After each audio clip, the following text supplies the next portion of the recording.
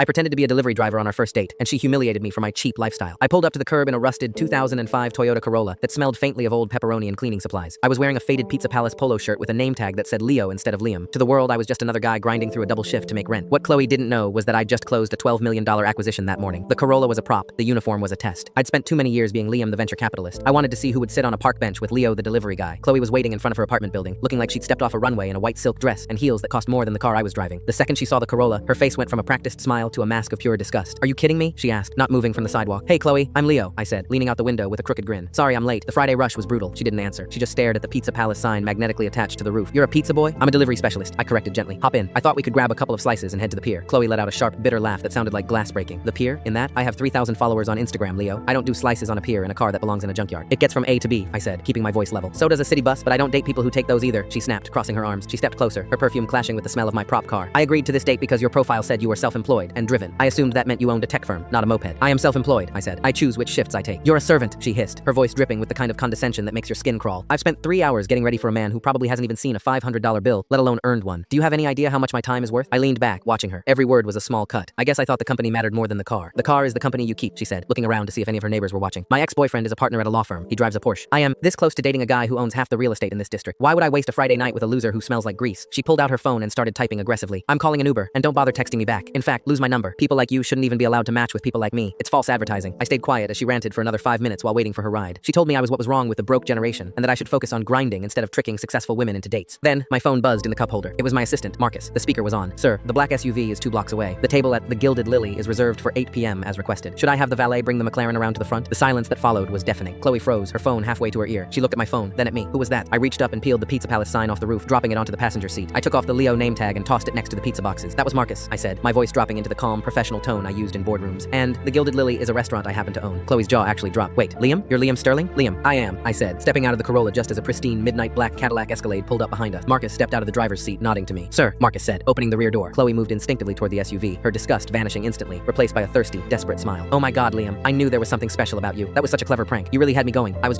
testing you too, you know?" I blocked her path to the door. "Actually, Kloe, you passed the test," I said, looking her straight in the eye. "You showed me exactly who you are when you think someone has nothing to offer you." "Liam, don't be like that," she purred, trying to touch my arm. "It's a tough world. A girl has to have standards." "Standards are fine," I said, stepping into the SUV. "But you don't have standards. You have a price tag, and unfortunately for you, I'm not buying." I looked at Marcus. "Let's go. I have a sudden craving for pizza, but I think I'll eat it with someone who actually likes the person, not the car." As we pulled away, I saw Kloe standing on the sidewalk, her mouth hanging open as she watched the taillights of a $12 million life disappear around the corner. She was still holding her phone, probably wondering if she could still delete the messages she'd sent 5 minutes ago. The servant was gone, and she was left waiting for an Uber she couldn't even afford to tip.